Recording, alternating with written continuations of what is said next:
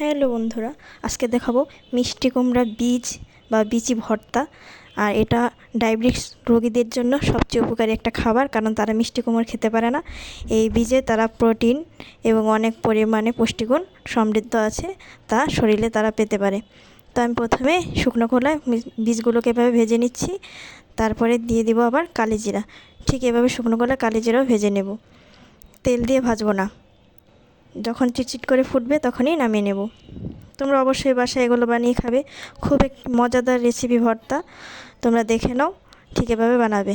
এখন সামান্য সর্ষের তেল দেব, খুব অল্প পরিমাণে তেল দেব। আর একটা পেঁয়াজ আমি কেটে নিয়েছি, এই পেঁয়াজ কুচিটাকে এখন দিয়ে ভালোভাবে নাড়াচাড়া করব। দিয়ে দিলাম একটা কাঁচামরিচ, এখানে শুকনো মরিচ ব্যবহার করব না।